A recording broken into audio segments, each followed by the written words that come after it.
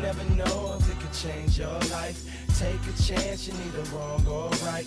You never know if you don't roll them dice. You better roll them dice. You never know if it could change your life. I just took Rob the Dungeons and Dragons Magic the Gathering survey by Hasbro this morning before we recorded, asking me, a consumer of their products, what I think about things.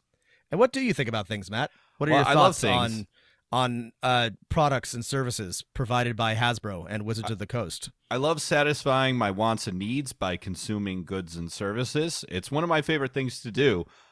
Here's a fun fact, Rob, that I was reading as we were digging into some of the history of various editions of Dungeons and Dragons, which is a former TSR employee that then came in when Wizards was taking over. Is they found out that TSR, for its 25-year existence, had never once done any marketing surveys. Well, why would they? No. Well, why and that's a good point. It's they all played the game. They knew what they wanted, right? They knew exactly what they were doing. Right. Their game was perfect and there were no problems, and why ask what people want? That's ridiculous. My favorite question in the Matt, survey, when Henry Ford was creating the Model T, he famously said, if I had asked people what they wanted, they would have said faster horses. And You know what? Gary Gygax was the same way. Exactly. You can have a Model T in any color you want, so long as you can have Dungeons and Dragons in any edition you want, so long as it's one. That's right. The most interesting question in Hasbro's marketing survey was one that was asked for both the brands of Magic the Gathering and Dungeons and Dragons, and it went along the lines of do you think this property has reached its potential? Is going to get better in the next few years, is on the up and up, or is past its prime for each one? And what did you say, Matt? What did you say to those questions? I said for Magic, maybe I'm just being an asshole here, but for Magic the Gathering, I said past its prime, and for Dungeons and Dragons, I said on the up and up. That's just a very funny question to ask. Also, why would you include the option to say that it's past its prime? You're just inviting a bunch of people to tell you uncomfortable truths. I mean, they want good criticism, maybe. It's a good question. Magic the Gathering, sorry friends, it holds no interest to me. My CCG days are behind me. But I guess the thing about both of these brands is that they are, and again, no offense, but they are primarily popular and financially viable because of the, cultural hegemony that they enjoy, right? I love Dungeons and Dragons. I played Dungeons and Dragons a lot.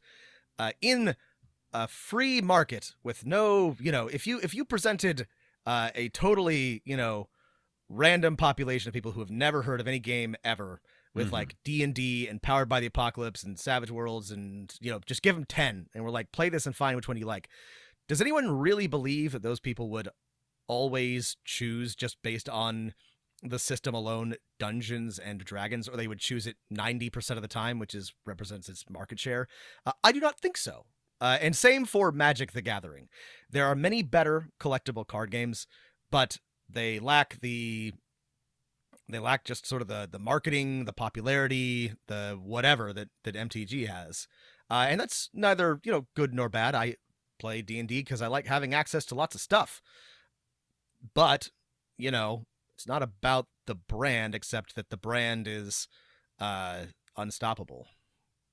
They got rid of all of the I asked someone at Target about this. They got rid of all of the Magic the Gathering cards at Target. That's right, because people are we are in the middle of some kind of speculative frenzy. Capital is desperately seeking somewhere to receive greater returns because interest rates are too low. Yes. And so people are speculating on Pokemon cards and Magic the Gathering cards and Bitcoin and NFTs and So they got rid of them because they were just a nuisance. People kept stealing them. And, right. And they don't like that when people steal Magic the Gathering cards. Healthy economy, Matt, is what that says to me. Is Pokemon cards and Magic the Gathering cards are skyrocketing in value as true stores of real and meaningful wealth. Which is why like tulip bulbs. Like tulip bulbs, which is why if you'll subscribe to our Patreon, what we're working on next month is developing the first ever NFTs for Magic the Gathering cards. That's right. That's right. I don't exactly know what that means, but NFT MTG coming your way. That's right. You heard it here first, folks. But actually, what we're going to do today is answer some of your letters about world building, Dungeon Master advice, etc., etc. It's Dungeon Master of None. That's right, and I'm Dungeon Master Rob. I'm Dungeon Master Matt. And we're going to answer some questions. It's been a while since we've done a mailbag. We've had a lot of things going on, but we're sorry. We always want to answer your questions. Please always send us questions. We will get to them eventually. All right, so I've got a good question from Martin. Martin writes, "Hello, Matt and Rob. Thank you for all the time and efforts you put in to make your podcasts. I enjoy listening to them and learning more of the history of D&D and all the different campaign settings out there. We started playing D&D a little over a year ago with all inexperienced D&D players. We switched DMing so we can all experience D&D from both sides. That's really cool. It's a great way to start, really. More beginning groups should do that, though it's a little tricky. We do have an issue, though, with the 5e rules about death and death saving throws. So Martin has a series of questions. So the question one is, how does one recover from death in D&D 5th edition? We're not completely sure. Roll 3 successful death saves at a DC 10, or 1 on a natural 20, recovers to 1 HP, or someone makes a medicine check to stabilize someone. Does this person recover to 1 HP? Or someone heals the character for at least 1 HP, or use some special feature, magic, spell, artifact designed to do so. Am I missing any ways to recover? Are the DCs correct? It feels strange that math tells us it's often better to let yourself drop to 0 HP because negative HP is ignored, and then let yourself be healed instead of trying to avoid dropping to 0 HP. Role-playing wise, it feels much more logical to try to avoid going down at all costs. Also, no one seems to like the death save mechanism, and my fellow DMs even decided to overrule character death every time because players always had bad luck when it comes to death saving rolls. Now, there's a couple other questions, but let's answer this first, Matt. Yeah. Oh, well, this is interesting, and this is a great question coming from the perspective of someone who is relatively new to the game, like how that feels to you, right? Because it definitely feels a certain way to me as someone who's played the game a long time. I would say you're broadly correct in how death works, right? You die in 5th edition D&D when you drop to 0 hit points and you fail 3 death saving throws, and that can be either making a check or, when you get hit or take damage when you're down, right, it adds kind of an automatic failure. Right. But your list of things that can get you back up, like someone heals you, right, or you roll a natural 20, or you make 3 saves at a DC 10, that's correct. I think that's correct. I think those are the only ways to recover from being it's incapacitated, right? It's not unconscious. It's incapacitated at 0, right? Is the technical the words are very precise, and so yes, so this is exactly right. And Martin, you're not wrong that this is a little counterintuitive, and many players and DMs don't like it. So full disclosure, for my first year of playing D&D 5th edition, I had not read these rules very carefully, and I continued to use negative hit points the way that they had worked in 3.5 and Pathfinder. That was bad and wrong. I shouldn't have done that. I just sort of assumed that things were the same. And once I realized the rules were different, I really had some difficulty adapting to it.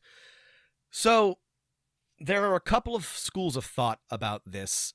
And one advantage of this system is that it involves less math, and it's a little bit more abstracted than you are negative however many hit points and, somebody has to heal you for that amount. The disadvantage, though, is to me, or to a lot of people, it feels a little bit too abstracted and a little gamey, and also it's very, very hard to die. again, this is both good and bad. So well, Marty is telling us that at least the feeling at your table is it's too easy to die. As dungeon masters have decided to overrule characters' deaths, which I want to say is an interesting way to go, right? Because if it seems like characters are having bad luck. Now, if you overrule one character's death when they're like, you just rolled poorly, right? You failed 3 death saving throws. I'm going to say you didn't die.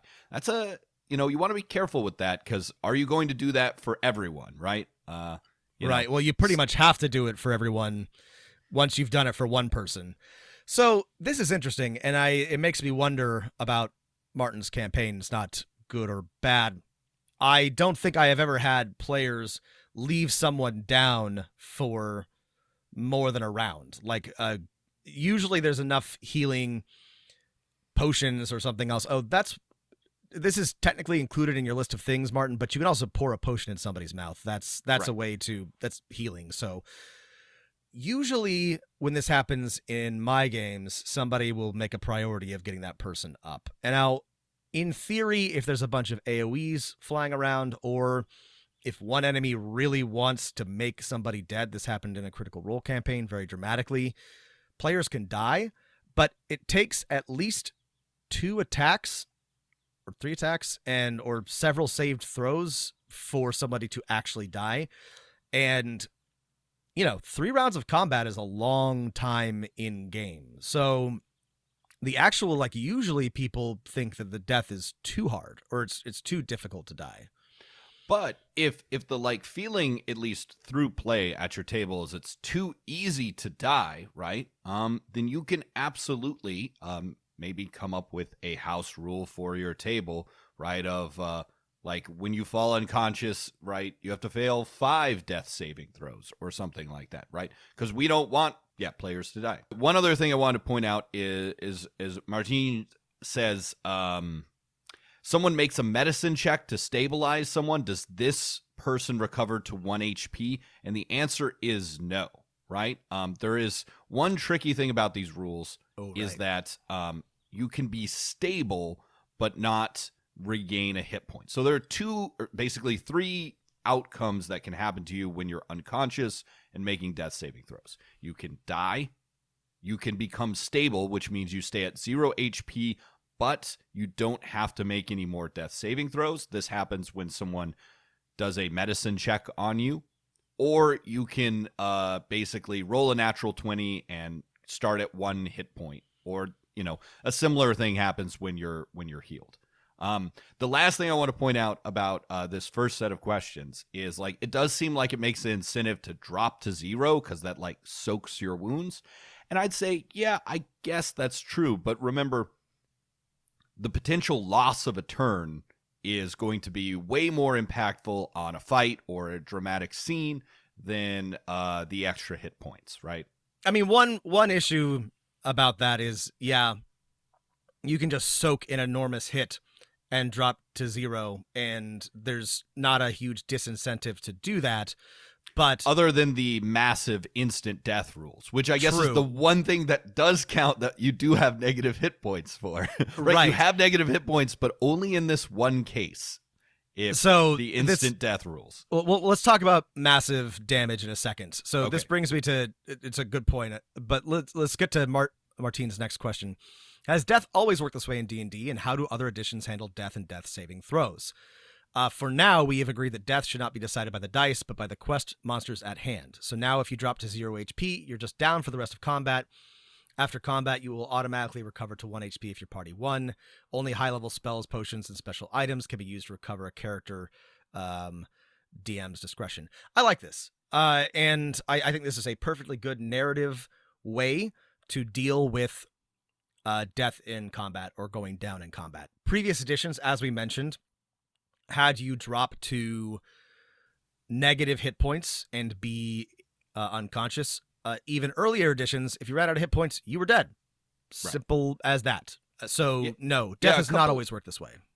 Yeah, a couple points. In 4th edition, right, it was basically kind of similar to this one. You had the 3 death saving throws that happened if you dropped to 0 hit points. You didn't have, but you also had negative hit points, right? You also didn't have negative hit points, right? The feeling is like, oh, if you're at negative 10 hit points, like, what's the point of, like, I only have a first level spell? What's the point of trying to bring back my ally in this combat? The likelihood that they'll still just be at a lower number of negative hit points is pretty high. It's not worth it. So it's like, oh, your cleric can always bring someone back. So you start counting from, 0 when you apply healing hit points. In earliest editions, right, if you were at 0 hit points, your character was dead, right? That's probably the simplest way to do it. But, people are kind of unhappy about that because that happens a lot. And if you want to play a game where it happens a lot, yeah, that's fun, right? Pathfinder, it has a different system that's more based on 3.5, but it's also incredibly deadly. If my memory serves me correctly, Rob, Pathfinder had 0 hit points, which hardly ever came up because it's 1 hit point where you're like at half capacity. You could do like 1 action. And then if you were in negative hit points but less than negative 10, you were dying. And then, like, if you were below negative 10, you were dead. Yeah. And in 2nd edition, and it's been a bit since I looked, so this is from memory and don't quote me, but Pathfinder 2nd edition now has a condition that you acquire every time you go unconscious, injury or exhaustion or something like that, which adds a cumulative penalty, and if it happens enough times, you die. So this brings me to the 3rd question, which is Martinez. But yes, summary for that question. No, it has not. Yeah, it's been different in basically every edition. Yeah. So the 3rd question is, how do you handle death in D&D? Do you use homebrew, or have you done so in previous campaigns? So as you just heard, I don't intentionally use homebrew, but sometimes I make up the rules because I didn't read them very carefully. I really like, again, Matt and I both prefer at this point to have fewer numbers, fewer things to keep track of, fewer roles in general. That being said, I really do like the system of you acquire an injury or a stacking debuff of some sort whenever you go down to discourage what you just said, deliberately dropping to 0 points, or making so that there is some sort of consequence to going unconscious. Not to be punitive, but it just from a verisimilitude standpoint, it feels weird that you can just be repeatedly bludgeoned into unconsciousness and suffer no negative consequence. I have not implemented this in any of my games because I don't want to punish my players, but if I had a choice, and in future games I would have some sort of homebrew where you can only go down a certain number of times before you are either gravely injured or dead. But I do generally use the rules as are because I like that it is hard for heroes to die. My main issue with them, though, is that and this is a big problem with D&D in general that I have not yet solved and nobody has really adequately modeled, but everybody fights exactly as well at 1 hit point as they do at 200, no matter how many they have. And again, it's good to not have a bunch of like needlessly complicated rules, but this is something that I do wish that Dungeons and Dragons modeled a little bit better. So I'll disagree with Rob here. I think it's absolutely fine that everyone fights at the same strength at 2 hit points as opposed to 200. This is just because I have played a lot of games where as you take hits, you start to suck more, and it just kind of starts a spiral at the table that's unfun. And as long as you decouple in your mind hit points as in pieces of your meat getting cut off, and just we know once you cross this threshold, you get knocked out, right? I'm okay with that. I also have no desire to add a sort of Pathfinder 2E style stacking. Not that there's anything wrong with it. Stacking debuff for when you've fallen unconscious in a fight. Just because with some of my newer players, it's hard enough to get them to like not let each other die or anything that I don't want there to be any additional penalties. Now, I will say, as I have said, I would not implement this broadly and in every single one of my games. Some of my players would suffer with this rule, but depending on the circumstances and the level of play, I might have more advanced players deal with a rule like this. But Matt's not wrong that some groups already struggle with this enough as it is. Now, here's my advice is that, of course, this would be advice that you shouldn't just implement without telling anyone. This would be a conversation to have with the players next time you're in the Dungeon Master seat, which would be, there's been some disagreement about these death rules. Do we want to come up with a new agreement at our table, kind of like you have here? Or do we want to just try and use the death rules as written and say that when you fail 3 death saving throws, you are dead? You will find that, at least I have found that once players have experienced a character death, that they sort of grasp the system a little bit better. And when someone goes down, they're like, ooh, I know we have other things to accomplish, but my main goal right now is getting over there and pouring a potion down that person's throat, because I've seen it happen once. We got really unlucky. It can happen again.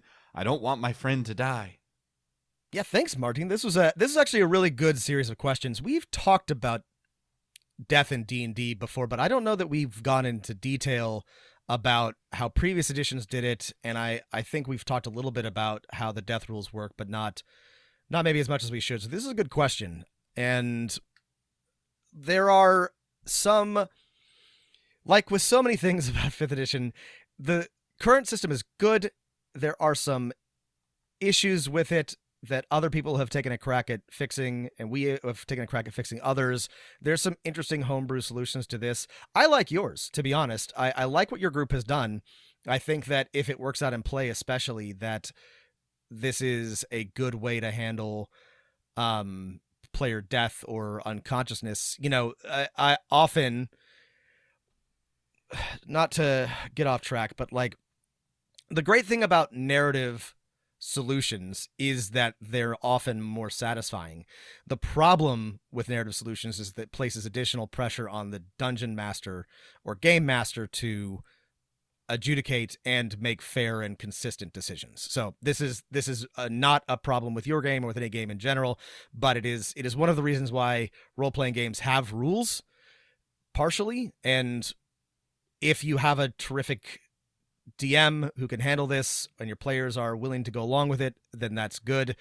Just the problem is that this requires consistent and fair and wise rulings. Damn. Thanks again for the question.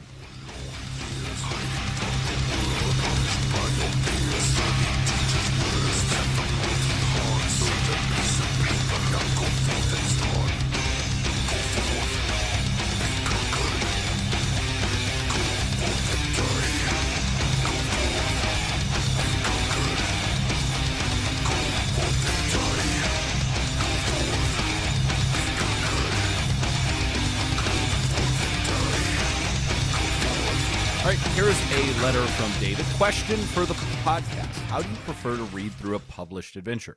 I'm thinking of one of the longer official campaign books. Do you skim it to get the gist? Do you read each encounter word for word? How do you keep track of the major plot threads while also digging into the details of particular encounters? Best, David.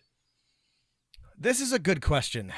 And I would encourage, if anybody is wondering how to do this, we've done a lot of reviews of different adventures at this point, and listen to those, because one of the things that we talk about, and unfortunately this is not going to allow you to apply one standard to every adventure, but one thing that we talk about is whether or not the adventure is meant to be read start to finish, and if it isn't, what the best way to read it is. So if you are reading something like Storm King's Thunder, or, well, that's a good example. Let's just go with that one. Yeah. The best way, or frankly, the only way to really prepare yourself is to read cover to cover, and then, in my opinion, go back and make notes and prepare given what you know.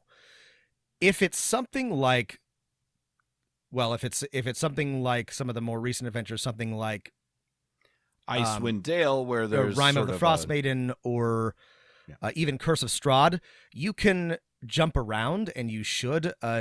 Dragon Heist actually does a really good job of telling you how to read it, because there's a lot you don't need to read, and it will tell you, go here, read these things, and that is why it's one of my favorite adventures, and I think it's really good for both new players and DMs. But unfortunately, for a lot of published adventures, you really have to read it start to finish, because there's information that you need that you will not be able to get unless you have read the whole book. If you're pressed for time, here is my sort of my approach, right? Is that you definitely want to sort of, what you were saying, skim it to get the gist. But what that skimming means in this context means there's usually on these published adventures sort of the background, adventure summary, plot thing. That is something you don't want to skim, that you want to definitely read in detail, right? And then you sort of read in detail the kind of like beginning of each chapter, and then sort of skim, okay, well, what happens in this section or chapter or stage of the adventure? And then read very, very carefully the sort of concluding part of that. And then do that again and again, and then read the very end section in a lot of detail. So that's how I approach, if I'm short for time, I don't have time to read the whole thing in detail, the skim section. And then right before each week, you're reading the possible encounters that could come up in a ton of detail. You really can't always read the whole thing, so you do need to skim. And this is a skill that Matt and I have acquired through studying history, where every book is too long and full of things that you don't need to know. And so you become very good at strategically and intelligently skimming through. And so some tips are, like Matt said, which sections are critical, read those. And then, check the subject headings, read what the beginnings and the ends of certain paragraphs. You can get what you need. And some books are better about this than others. I'm expressing frustration, but what the older campaigns required you really to read everything, because there's critical information that helps you. It was often hidden, and you didn't really know it was going to show up, right? And newer books are much better at this. Yeah. They say, you need to know this, or like, if you want to know more about why X person does X, go to this section. But a lot of the older adventures don't do that. Last question is like keeping track of plot threads, right? So here's, if you're pressed for time, the internet is often your friend. Usually some dedicated person online has made like a flow chart of the adventure. Not always, but often.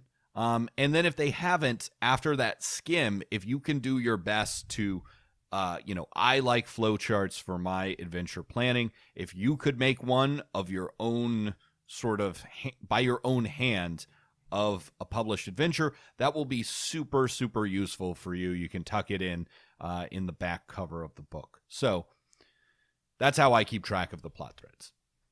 Yeah, that's a good suggestion. And no, I don't have a better suggestion than Matt's, to be honest. Yeah, I have my own way of doing this, but it's just a lot of improvisation, and I find that if you do a good job of, sorry to get off track again, but like, it really depends on like your villains, right? If you're thinking about your villains or your prime actors and you're wondering where they are in the story and trying to make them active, then it helps you to sort of keep those plot threads going through the adventure. But again, a lot of older adventures have villains that are either completely uninvolved or don't show up till the end, or are just sitting in their wizard's tower waiting for players to arrive.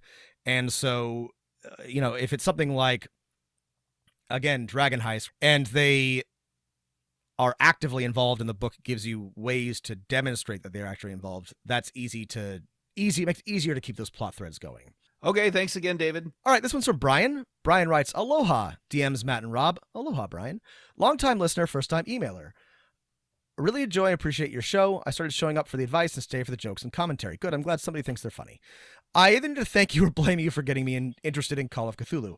Blame us. It's good, but you may find yourself suffering for many reasons. Mm-hmm. After many years of assuming the game would not interest me, after listening to your discussions and prep session, I find myself ready to place an order for the starter set, which I imagine will be followed by more purchases.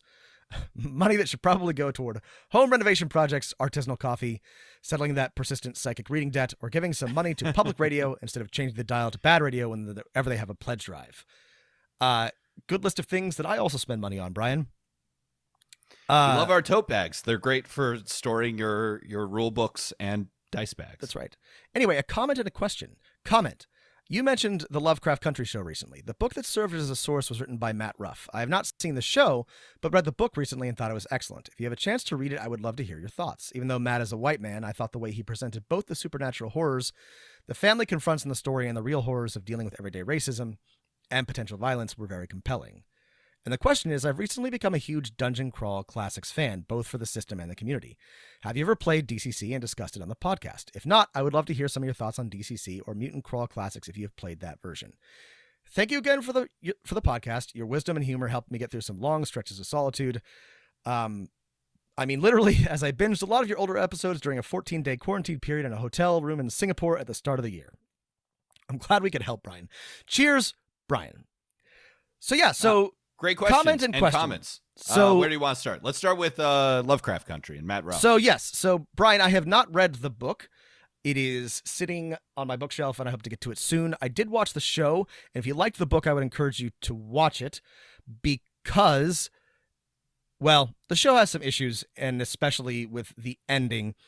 But I thought that it did a really good job of highlighting exactly the things that you mentioned, the combination of supernatural horrors and the very real horrors of everyday racism. Some episodes better than others. I found the show also really good for coming up with ideas for adventures, primarily because each episode or many of the episodes are sort of self-contained little like mini vignettes that deal with very striking thematic elements. There's some that's like one that's like a very like horror haunted house type episode, and there's one that's like a great really bizarre Afrofuturism sci-fi romp, but I have heard really good things about the book and its portrayal of racism and its combination of that with supernatural horror, so I will bump that up my list and actually read it. But it's a good recommendation, and I've heard really, really good things about it from people that I trust in the science fiction fantasy community and in the TTRPG community. Yeah, it's a great show. At least, we don't often get like supernatural horror shows that aren't like Monster Attack type things. So yeah, this was the other thing about it. Even when it was faulty, I liked it because it was different, right? It tried and sometimes succeeded to do something different, but I would rather watch something new that's like a little messy than, sorry, but I only have so many like perfectly flawlessly made detective shows left in me. I love that, but I would rather watch something new these days.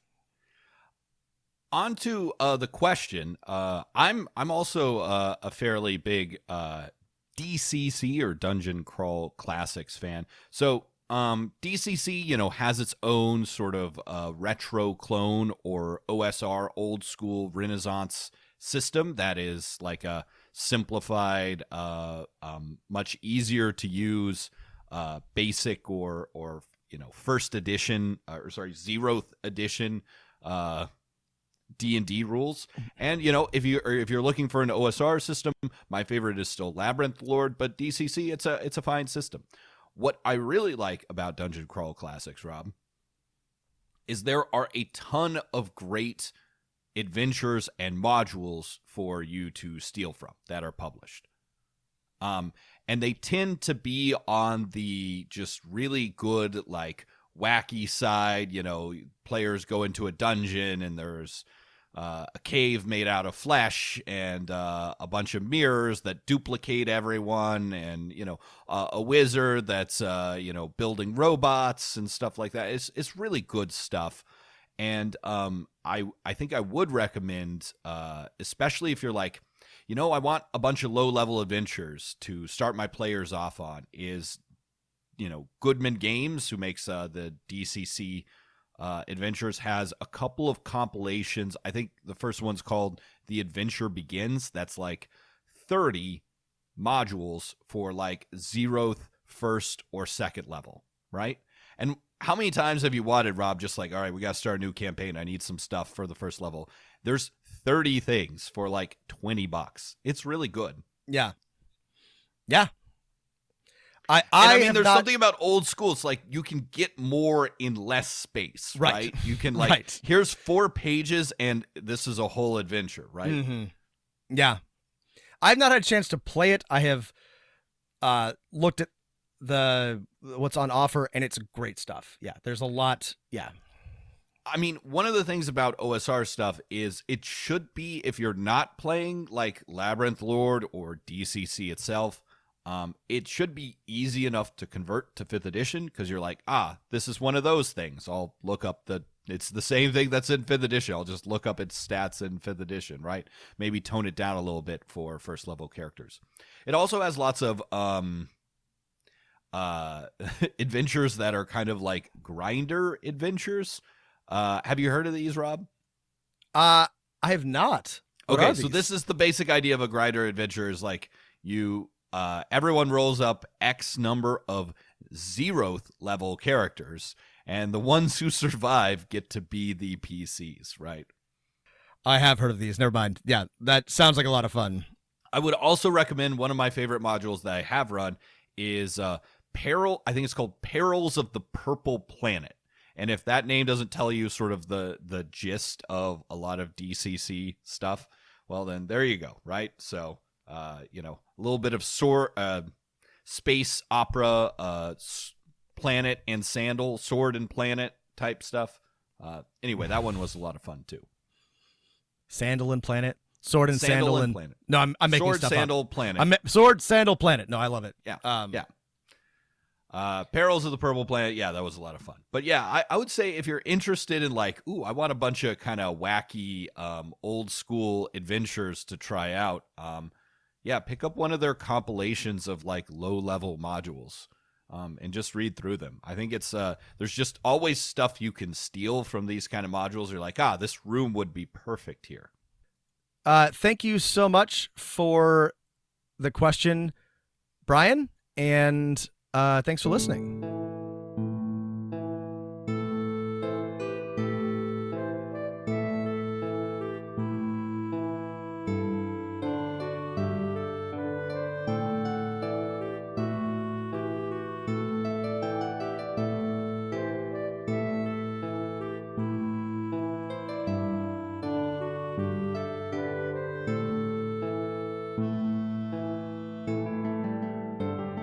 Hi there.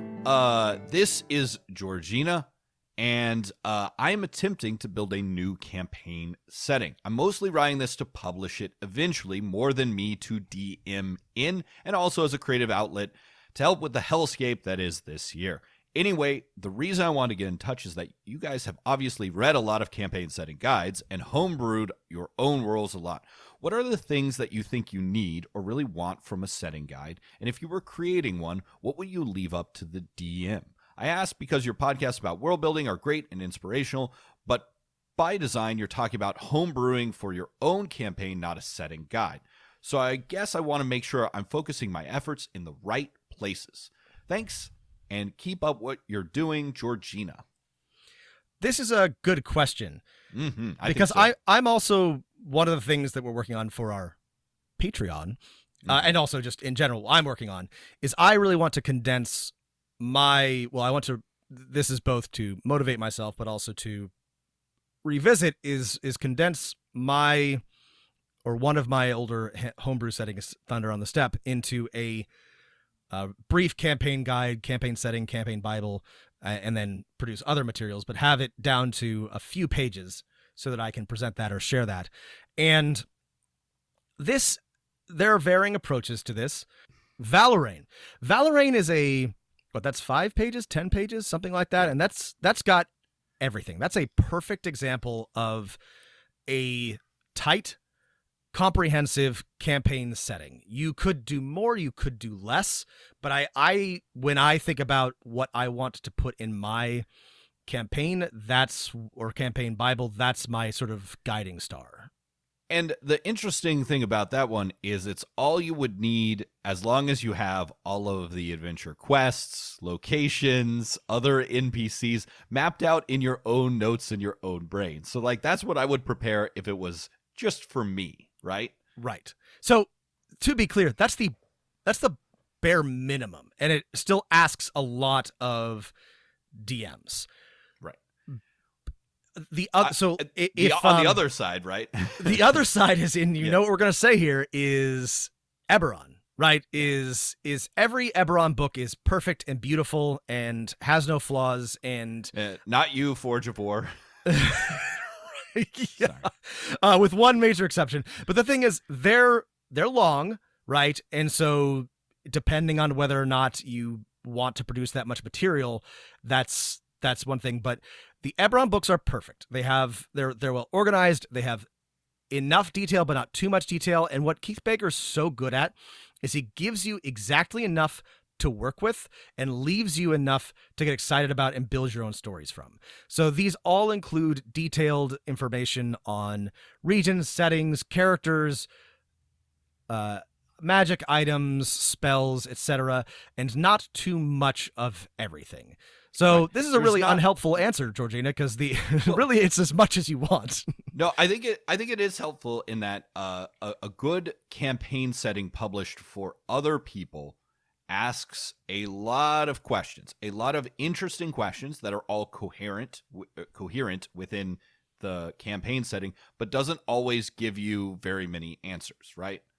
Because that's the part you're leaving up to the dungeon master. And a good campaign setting published for other people just has more and more details and interesting places, right? If I was writing something for just my own campaign, I might sketch out a region and say, this is what this region is about, and then leave it there, knowing that if we ever show up there, I'll fill in some details. But for another person, for every region of the world that's important to the campaign setting, you've got to have places and hooks and NPCs, right? That, of course, not everyone's going to use all the time, but it's just material for you to use, right? Look at a gazetteer section of any of the published campaign settings, and you're like, this is what people want. At least that's what I want from a published campaign setting, right? In terms of, I think, like what's essential, right? The things that are going to be easy for you to make are the things that you're excited about, and your campaign setting should include all of the cool and different regions and continents and whatever. But if there are things like you have your own unique species, or the existing races have different sub-races or different stats or something like that, that needs to be included. If you have your own magic items or own technology, make sure that that's clearly laid out in the beginning. If there's anything that adjusts the rules, you need to have that. And that's fine. It's a good thing to have in a campaign setting, but you need to make sure some players and dungeon masters really love, like, oh, here's the additional rules for the campaign setting. Yes. I'm usually not one of those. I'm like, give me places and hooks and ideas. But if you include those, make sure that those are clearly outlined. And to me, probably like early in the book, like I've always talked about, one thing that I believe strongly is that, setting and system influences the game. And so I think that's important to know, right? So if everybody in your setting rides mechanical horses everywhere, and, tell me that early on so that I know that I'm dealing with a system or a world where everybody's riding an iron horse from town to town. Don't mention it midway and then have the rules for the iron horse at the very end. That to me, I need that information early on to properly understand the game that I'm reading and the game that I'm running. Yeah. So, I mean, for other people, places, quests, factions, interesting locations, and NPCs, right? At least for me, right? That's what I'm looking for when I am looking for a published campaign setting. I mean, there's no good answer to this, but I would look at the ones that you like. We mentioned Valorant and Eberron. Those are really, I mean, there's shorter and there's longer, but those I think are sort of the acceptable bounds of, because Valorant is literally bare bones. It doesn't give you really, you have to do a lot of extra work, but it's enough to run the setting, which is perfect, but it's thin. I would say a couple other letter writers have mentioned a campaign setting I haven't looked at for a long time, but it's a very good book. The Midgard campaign setting, that one's a lot of fun. We haven't reviewed that yet, but I looked at it and it's good. Yeah. Okay, thanks Georgina for this letter, and good luck on your world building and campaign setting writing. Sounds like a perfect way to spend this hell year. All right, so for the remaining 10 minutes or so, we're gonna address some criticism. Yes. Which we have received because of our recent episode on the Adventure Zone and our critique of that game and the McElroys. And the first is specifically about what I just said. And this letter is from Matt.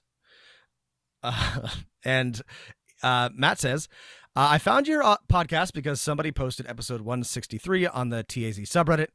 It was nice to hear you articulate so many things about the TAZ podcast. I always felt the graduation arc was subpar at best. As a 51-year-old who has returned to D&D in the past year, I appreciated your critique. It was thoughtful, passionate without being overly damning, and it was honest. That's great stuff. I learned a lot and will employ some of what you said in this part of my campaign. I do have a bummer. Matt. Yes. Please say last names correctly of people you're talking about. The TAZ crew says their name in every My Brother, and Me episode, and I believe in many of the TAZ episodes. I feel like it's inconsiderate of the content to mispronounce names. You spoke it phonetically, but it's not how the McElroys say it. I feel like I'm being nitpicky, but it did strike me as odd. So now that I'm done bummering, I can't wait to listen to more of your pods, and I'm super excited I found it. Keep up the great work, and don't hesitate to bring on the bummers. All in all, 163 was a great episode. Thank you. No, we should try to. I mean, it's the common courtesy for all people is try to learn how to say people's names correctly. My apologies. So it's McElroy's. McElroy, right? Matt. Oh, it's McElroy's. Okay, sorry. McElroy. I forgot which one it was, right? Well, here's the thing. I got myself mixed up McElroy. because I saw this criticism elsewhere, and I was like, shit, am I saying their names wrong? But no, they say it McElroy. Okay. Anyway, hopefully we'll never have to say that name again. But if we do, I will make sure that actually, yeah, it's McElroy. Okay, good, because I'm trusting you here, Rob, on this. If we still got it fucking wrong, then we'll get another set of letters of valid criticism, and we better not. So I'm trusting you here. McElroy is how it's said. McElroy. Okay. McElroy. All right. Well, thank you, Matt, and we will endeavor to make sure we get that right in the future. Here's another letter from another fan of this recent episode, more like Whack Elroy. Hey guys. Thank you for that. Hey guys, I was a longtime fan of the McElroys. For several years, I traveled to see their live shows, cosplay at live TAZ events, and yes, they were how I got into D&D in the first place. Excellent. Awesome. Actually, my first D&D group was organized through Facebook and the Maximum Fun network of fans, so I have a lot to thank them for. But I also have to thank you for your epic criticisms of the graduation arc. I essentially learned to DM through Griffin's first arc, which you lauded to a degree. I got burnt out on their content as a whole eventually, but when I tuned back in for the graduation arc, I only lasted 2 episodes before I quit.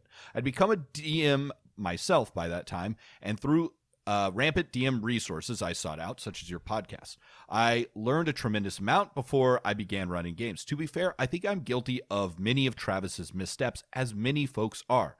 I even have a subplot involving a college campus with classroom sessions for each of my players. Oops. However, after hearing your very valid criticisms, I know not to fall into many of the creativity siphoning ruts that this podcast apparently ran into. Also, I didn't realize they were advertising personal loans these days. Gross. So just take it from one formal McElroy mega fan that this recent critique was well-founded and educational. I still think they make good content and are rather good human beings, but I don't I won't be taking many D&D lessons from them anytime soon. But like Matt said, the first arc, helmed by Griffin, was much more coherent and fun, which are the bare minimums I strive for in my dumb fantasy worlds. Thanks for the insights and keep rolling them dice, Maddie. Maddie, thank you for writing. I do, and I'm glad you found it educational. I want to be clear about something, though, and I think we did emphasize this, but despite the fact that we went, we unleashed our full displeasure upon Travis and Graduation, you do not need to feel the heat of that criticism for your home games. You should try to do better, but the ferocity of our frustration is due to the fact that these are professional D&D players making rookie mistakes. If you, a rookie DM, make rookie mistakes, that's okay. Matt and I did too. We talked about this extensively. We have all done the same things that Travis did, and we want to be generous, but he has had plenty of opportunities to learn and to do better and chose not to, which is why we were so heated in our criticism. So if you do some silly things and your players are like, boy, that sucked, and you fix it, then that nothing more can be asked of you. So don't feel so much pressure from what we said. I also wanted to reiterate one of the great points that Maddie brought up, which is they have started playing D&D after listening to the first part of the Adventure Zone, which is great. I think shows that has a lot of value. I think one of the things that was really interesting, and I listened to this after we listened to Graduation, is the first part really, like, you can tell they're kind of figuring it out. And the sort of ineptitude, the mistakes they made are mistakes that are like people trying to play this game for the first time. And it really shows you like how easy it is in some regards to learn how to play D&D. You just kind of need to see it done live for you. And listening to that, it definitely it's the perfect actual play there, because it's like, oh, this just makes me want to play D&D with my friends, because I can see how much fun these people are having in this first session or so that they're doing. Yeah, and that's, again, that is why we were so passionate about this. We know that many people got excited and were exposed to D&D from this podcast, and that it can be very exciting and inspiring, and it sounds a lot of the time like they're having fun. And one of my main criticism was that in Graduation, it did not sound like everybody was having fun. And it doesn't have to be that way. I still, after a few weeks after, I think that they put a lot of pressure on themselves to perform in a certain way when they should just have fun with each other the way they do on My Brother and Me. And that would be a perfectly good Dungeons and Dragons campaign. As long as when you have rolls and someone rolls like a 25 on like a basic level check, you say, okay, yes, you succeed. Right. Right. Respect your players' rolls. If they get a good roll, the good thing happens. Respect the roll. Bad roll, bad thing happens. Otherwise, don't call for a roll. Yeah. If they can't succeed, don't have them roll. This is a good rule we've talked about a bunch. Yeah. Thank you, Maddie, for writing. All right. Well, that one was pretty positive. What about one? I've got one more that I want to answer for our last one. There's definitely some really good criticism of our criticism. I want to read this one from Liam, let's hear it, because I think it's this most recent one. Okay, so this one is from Liam. Liam writes, "Hello, I'm a new listener to your show, brought in by your TAZ episode. Your analysis of Graduation was rock solid for the most part, and I'll be taking several of your tips to my own table. Thanks for that.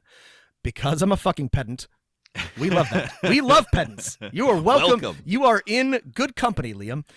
I'm in your inbox. And this is a safe place for pedantry in all forms. Yes. Both coming and going. I'm in your inbox to make an extremely pedantic point, but one that does actually matter to me. You invoke the principle of showing versus telling. I agree with the point you invoked the principle to support. It's just that show don't tell is bad writing advice that I hate.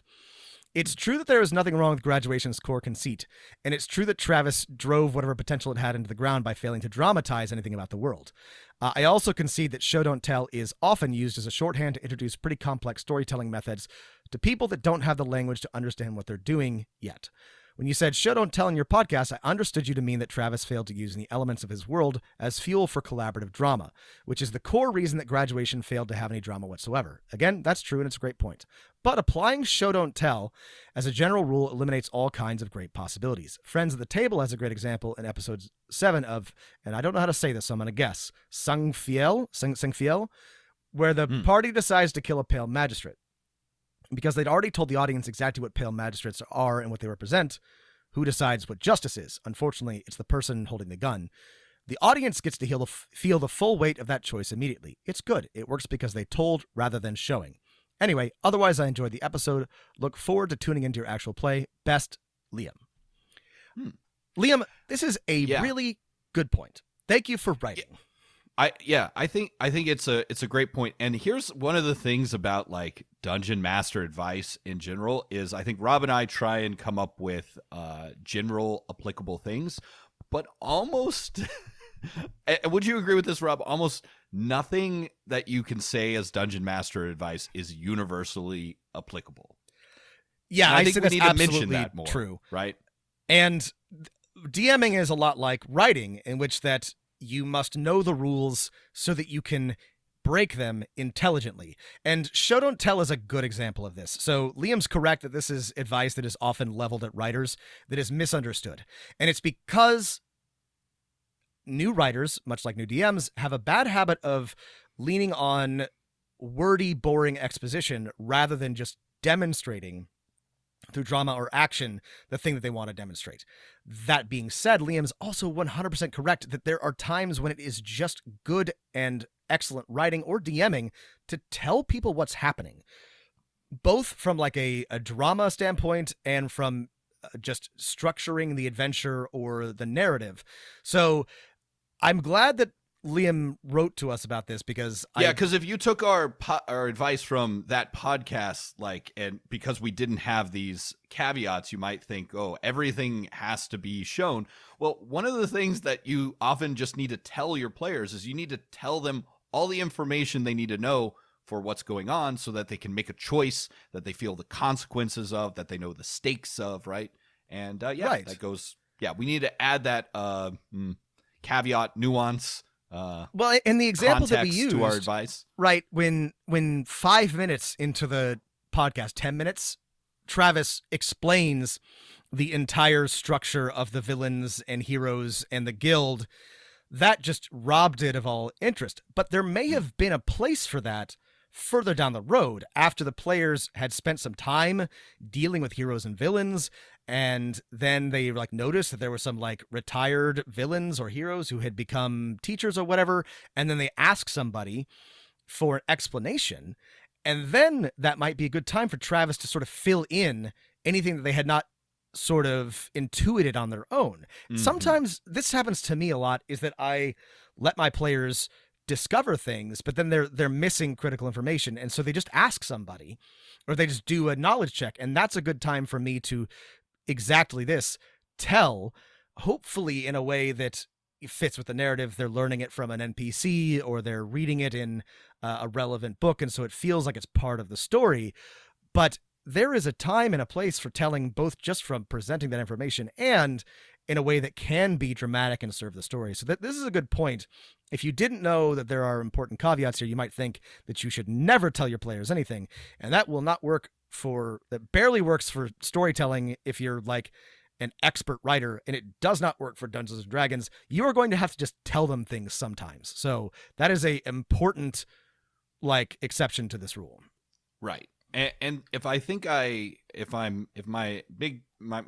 dumb brain can properly interpret Liam's excellent writing and storytelling advice here, is the show don't tell depends on the context, right?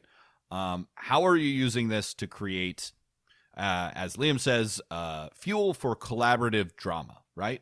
And if players are making, a choice, right, or a decision, right, they need to know all the context and facts, right? And sometimes that involves telling them, things, right? If you're setting up an idea or something about your world that is the drama in your, in and of itself, right? That might be something you want to show. Mm-hmm. Does that make sense? Right? It does make As sense. to distinguish when to tell and when to show. Well, and that's what's hard about this is that, well, with so many things in life, it's hard to apply a universal rule. There are, unfortunately, art, social interactions, Dungeons and Dragons, it's not like gravity, right? There's not one right way. It doesn't behave the same way all the time. You're going to have to make some judgment calls. Generally, the reason why we lean on this is that a more common rookie mistake is telling more than showing. When you should be showing. When you should be showing. That being said, it would be equally erroneous to always show and never tell. So this was an important... Thank you, Liam, for your pedantry, because we love it. And it's important also, pedantry. It gave us opportunity to talk about something important here. It reminds me of I took a course in college where one of my professors brought up the interesting fact that, as a universal rule, he was all in on like globalization and the spread of democracy. I already know what this one is. No two nations that have a McDonald's franchise in them had gone to war. Mm-hmm. And immediately after that class ended, Georgia and Russia went to war. I remember learning that rule. Sorry. Really? Yes. Great. Yes. Youngins among you will not remember the McDonald's rule, but this used to be like a big didn't last long. Big hurrah in the glorious neoliberal days of the aughts that no two countries with McDonald's had ever gone to war with each other. That was 2008 when that got broken, and then it's been repeatedly broken again and again and again. God, there are a whole bunch of those. God, I think, didn't Tony Blair even say just no two democracies period have ever gone to war with each other or something like that? That's insane. These rules are absolutely... That was false when Blair said it. Right. So yeah.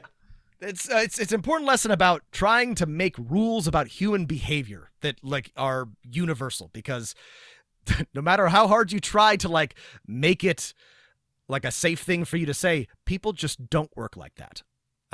Yeah. All right. Thank you all for writing, everybody. Thank you for listening. Please send us more questions if you can.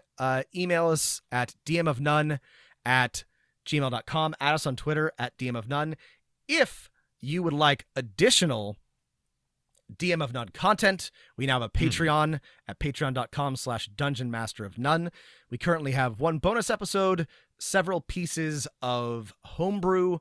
We are working on... And then, what are we working on for next month? Well, people have been asking, and I think we should try to provide completed versions of both Dice Hard and the Monongahela's of Madness. Okay, there's your promise for what will that be? The June 2021 Patreon bonus content. That's right. So for next month... Thank you, everyone, for writing in and asking us to do those things. For next month, our actual preps, you will have access to a final version of that, and you can go back and listen to those episodes to know what we're talking about. But one of them is a one-shot based on Die Hard, as you might guess, and the other is a Call of Cthulhu adventure Matt designed, takes place in rural Appalachia. We're very proud of them, and we do want to get to the point where they share them with you. Yeah, an actual adventure that you can run. So stay tuned for that. And as you heard on our teaser, if you sign up for the Patreon right now, you can go ahead and listen to us create 4 villains for your campaigns, and then take the stats and write-ups for them and use them. Yeah. So join us. So check that out. Write us, ask us questions, leave a review, rating, subscribe, blah, blah, blah. Thanks, everybody. Stay healthy. Good luck getting vaccinated, and keep rolling them dice.